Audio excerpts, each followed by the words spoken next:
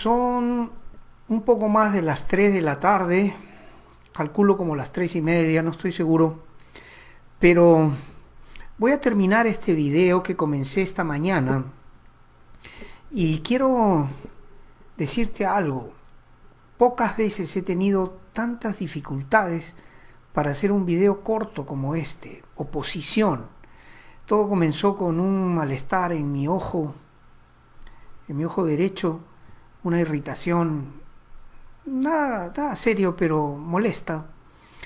Y luego una serie de problemas en la mañana que no me dejaban hacer este video. Y se me vino a la mente el recuerdo de ese pasaje, o más de uno en realidad, que Pablo dice que se había propuesto, por ejemplo, visitar a los romanos, a la iglesia que estaba en Roma, pero que el diablo le había presentado mucha oposición. O en sus viajes misioneros, Pablo, muchas veces también en Listra, en Iconio, tuvo mucha oposición, mucha persecución. Y yo no entiendo bien, pero ahora, un poco ya más tarde, en la mañana estaba medio confundido, no sabía qué es lo que pasaba, pero yo te digo algo, es probable que el enemigo no quiera que termine esta secuencia de videos que estoy haciendo en relación a los tiempos de Dios, a la línea del tiempo de Dios.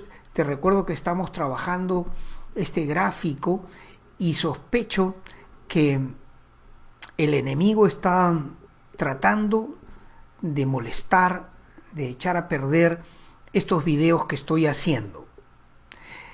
Sin embargo, por supuesto, nosotros tenemos autoridad sobre toda estratagema del enemigo, tenemos victoria, tenemos el respaldo de nuestro Señor para hacer la obra que tenemos que hacer.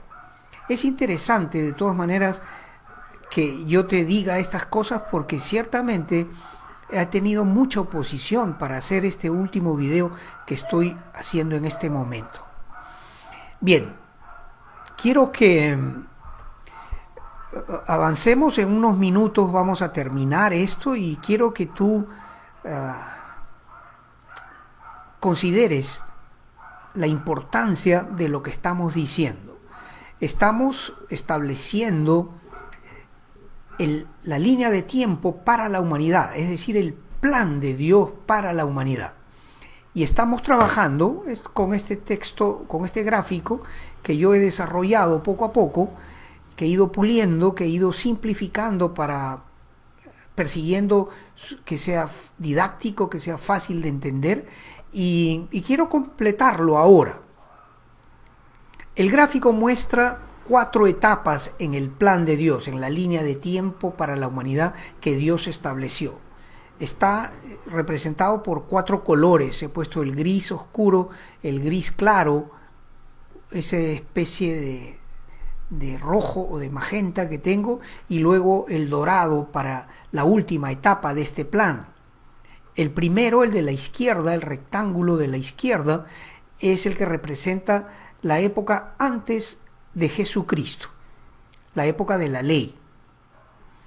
El segundo recuadro, que es el gris claro, representa la época actual que estamos viviendo, que es la era de la iglesia o la dispensación de la gracia, que representa, creo yo, de la mejor manera esta era de la gracia. Es un verso que aparece en el libro profético de Joel y también en el libro de los Hechos. Dice: todo el que invocare el nombre del Señor será salvo. También está escrito en Romanos 10:13. Todo aquel que invocare el nombre del Señor será salvo. Y esa etapa de la gracia está todavía vigente, pero está pronto a terminar. Estamos muy cerca del final de la era de la gracia. Y por eso es tan importante que yo complete esta secuencia de 3 videos que he hecho en relación al panorama profético, a la línea de tiempo para la humanidad que Dios ha establecido. Estamos muy cerca y quiero que nos enfoquemos en algo, ¿no? Muy bien, lo que quiero es llamar tu atención a esta fecha de acá. Es sumamente importante esta fecha que estoy marcando acá. Es una fecha conocida, es una fecha en la que hay consenso en todos los estudiosos que el Señor Jesús murió en la cruz en el año 33. ¿Y por qué es importante esta fecha? Bueno, lo es, y es muy importante porque en la Biblia hay unos textos, lo voy a marcar acá, que son profecías que se dieron acerca de este gran evento de la muerte del Señor Jesucristo en el libro de Daniel, sobre todo en el capítulo 9, los versos 25 y 26, hablan de cuánto tiempo pasaría desde el decreto dado por Artajerjes, por Ciro y por Darío, 3 reyes que dieron la facilidad a Esdras y a Nehemías de reconstruir el templo y los muros de la ciudad de Jerusalén. Ese es el contexto histórico y es fácilmente comprobable, aunque es un poco extenso de explicar y no lo voy a hacer yo ahora por cuestiones de tiempo, pero el decreto para reconstruir el templo y la ciudad fue dado en un determinado año, y en la profecía de Daniel dice con precisión que pasarían 483 años desde el decreto dado por Artajerjes para la reconstrucción de Jerusalén hasta el Mesías príncipe. El Mesías príncipe, Jesucristo, comienza su ministerio alrededor del año 30 y termina su ministerio muriendo en la cruz en el año 33. Ahora, lo interesante de esto es que la profecía se cumplió con una rigurosidad matemática. Exactamente, Jesús entra a la ciudad de Jerusalén una semana antes de morir en la cruz, entra por la puerta del este a la ciudad de Jerusalén. La entrada triunfal se conoce en los evangelios, el día que había señalado el profeta Daniel, quien escribió su libro profético alrededor de 600 años antes de que ocurriese este evento de la muerte del Mesías en la cruz.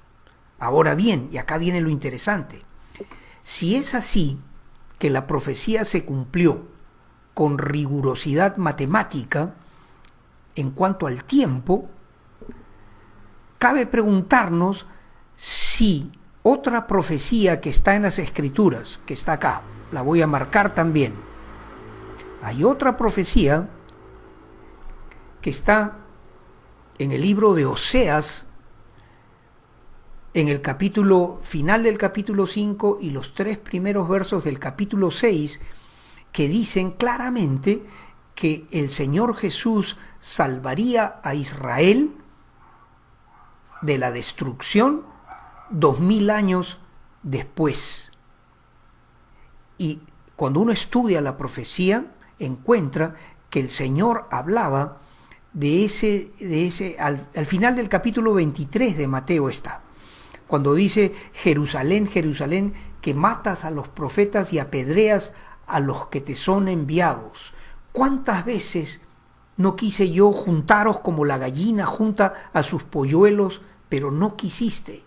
De cierto os digo que vuestra ciudad es dejada desierta hasta aquel día en que digáis: Hosana, bendito el que viene en el nombre del Señor. Son profecías.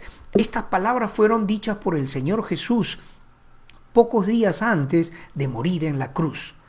Y cuando uno analiza esta profecía y la compara con lo dicho por el profeta Oseas, queda clarísimo que se está hablando del mismo evento. Jerusalén sería rescatada de la destrucción, de la aniquilación, y el pueblo de Israel asimismo sería librado de la aniquilación por ese ejército confederado conformado por Rusia, que es Gog y Magog, Togarma, que es Turquía, Persia, que es Irán, y otros países del norte de África, confederados para destruir, invadir y destruir al pueblo de Israel. Eso, según el profeta Oseas, tendría que pasar 2000 años después de la cruz de Cristo. Y ahí es donde viene lo interesante. Porque si la profecía es consistente, y yo creo que lo es, podríamos esperar que el Señor Jesús regrese a la tierra para salvar al pueblo de Israel de esa destrucción en la batalla final de la humanidad, la batalla de Armagedón, en ese año 2033 que yo he marcado en nuestro cuadro. Y es aquí donde viene la importancia de esta profecía, y es aquí donde yo entiendo por qué tanta oposición, por qué tanto malestar que he tenido yo este día para grabar este video, por qué tanta oposición. Y es por la importancia de la profecía que te estoy presentando. El año 2033 sería, y lo digo en condicional porque no puedo ser dogmático en este asunto, pero parecería que el año 2033 tendría que terminar todo conflicto humano, tendría que haber acabado en esa batalla final de la humanidad contra Dios mismo. Ese ejército en realidad está luchando contra Dios, y el Señor Jesús regresaría este año 2033 seguido con un ejército de los santos, es decir, todos nosotros los que somos de Cristo, que ya habíamos partido 7 años antes, y es acá donde viene la importancia, digo, de esta profecía. Porque si el Señor vuelve el 2033, significa que el rapto de la iglesia tendría que ocurrir por lo menos en el año 2026. Por lo menos. Y incluso podría ser mucho antes que eso. Porque lo que hemos aprendido en los videos anteriores que te he presentado es que el rapto de la iglesia puede ocurrir en cualquier momento. Cosa que no ocurre con la profecía de Armagedón, del regreso del Señor Jesús para destruir a ese ejército enemigo, porque para eso sí hay condiciones que tienen que darse. Para que el Señor vuelva, tiene que haberse cumplido las profecías del rapto de la iglesia, de la manifestación del anticristo, los 7 años de la gran tribulación, la reconstrucción del templo, la abominación desoladora a la mitad de esos 7 años de la gran tribulación, la persecución de los que son de Cristo, el gran derramamiento de salvación que Dios hará con la gente que pasó la gran tribulación. Todas esas cosas se tienen que dar para ver al Señor Jesús regresar, porque la Biblia lo dice en el capítulo 24 de Mateo, que al final de esos días de la gran tribulación se verá la señal del Hijo del Hombre, y veremos al Hijo del Hombre regresar con gran poder y gloria a salvar a Israel.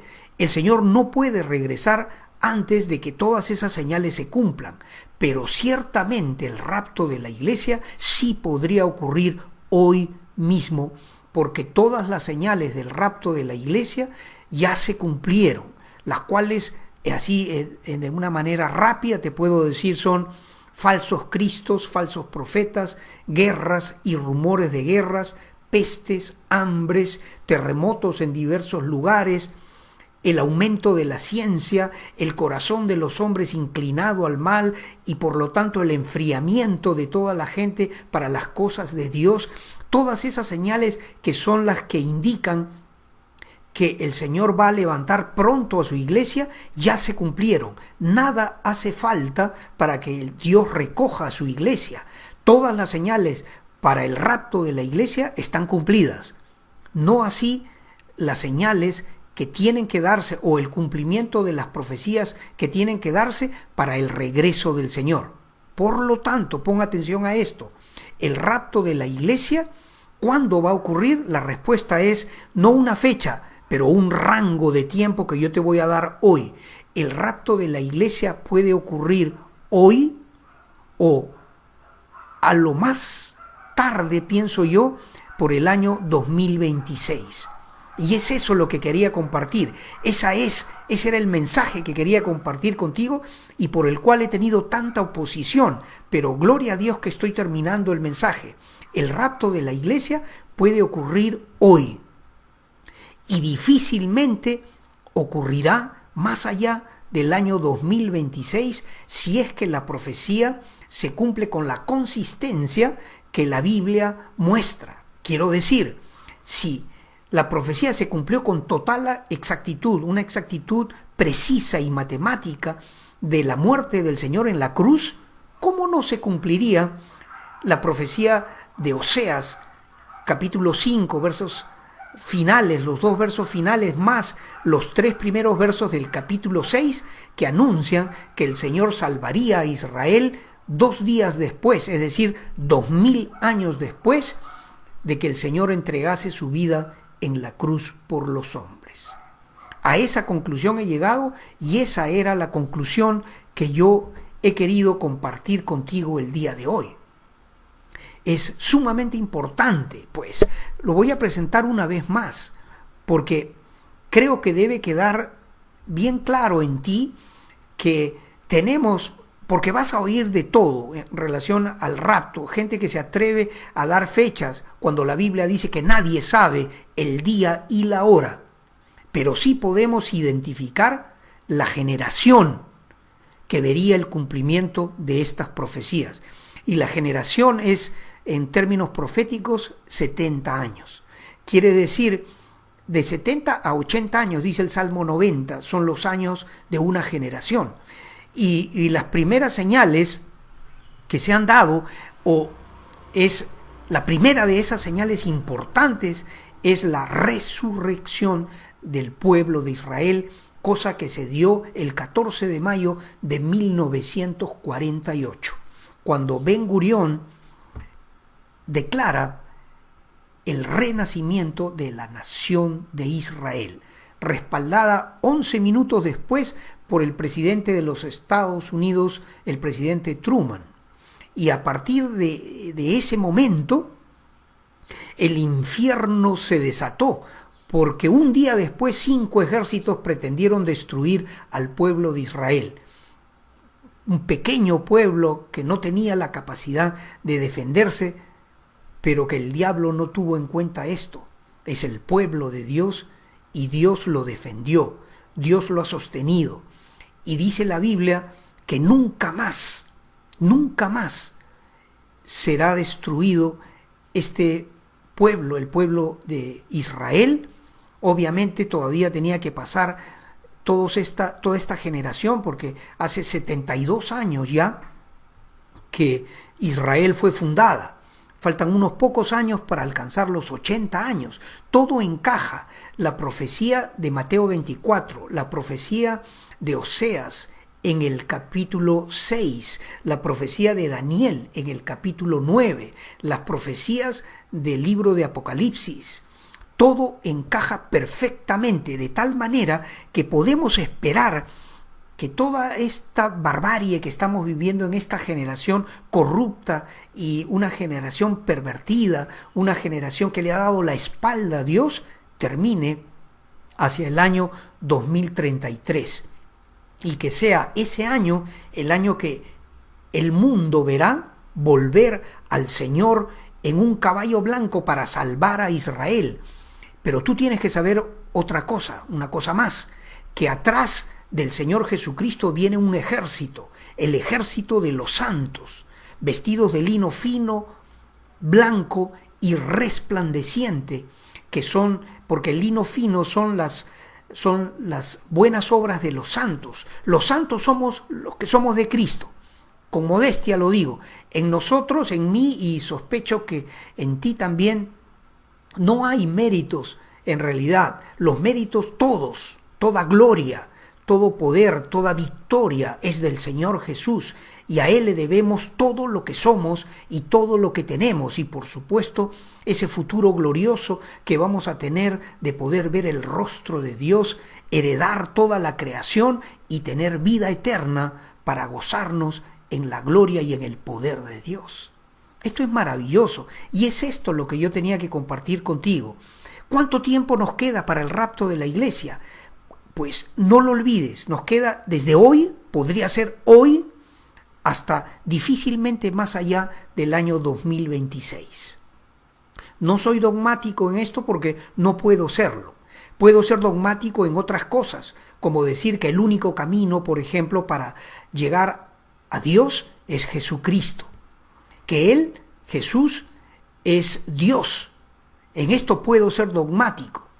Puedo ser dogmático en las doctrinas fundamentales de la Biblia, pero no lo soy para establecer fechas. Sin embargo, te comparto aquello de lo cual estoy convencido, de que el rapto de la iglesia puede ocurrir desde hoy hasta difícilmente más allá del año 2026. Esto nos da un espacio de tiempo de 6 años. Y en estos 6 años, acá viene mi consejo para ti. Tenemos que vivir, el Señor me lo hizo entender, al día de ayer, que yo estaba meditando, orando, mi tiempo de oración, mi tiempo con el Señor, y el Señor me hizo entender y puso paz en mi corazón respecto de este tema tan importante. El Señor puso en mi corazón esto: cuida tu relación conmigo, con Dios, como si hoy fuese a ocurrir el rapto de la iglesia, como si un poco más tarde el Señor nos va a recoger. No seamos sorprendidos en alguna falta, en una manera vana de vivir, en algún pecado, en alguna cosa que no, o que ofenda la santidad de Dios. Tenemos que cuidar como si hoy fuese a ocurrir el rapto.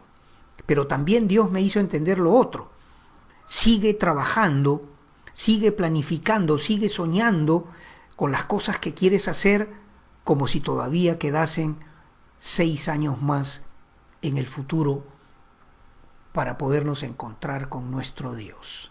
Te lo repito, tenemos que vivir como si hoy pudiera ser el rapto de la iglesia, cuidando nuestro corazón, de estar en perfecta armonía con nuestro Dios, de estar en perfecta comunión con Él. Si hay algún pecado, confesarlo y ponernos a cuentas de inmediato para poder vivir una estrecha relación con nuestro Señor. Es urgente hacerlo hoy mismo. Y en segundo lugar, planificar nuestro trabajo, nuestro futuro, en el servicio a Dios, pero también en lo familiar, en lo que hacemos con nuestros hijos. En todas esas cosas también tenemos que pensar que Dios podría alargar este tiempo todavía unos pocos años más.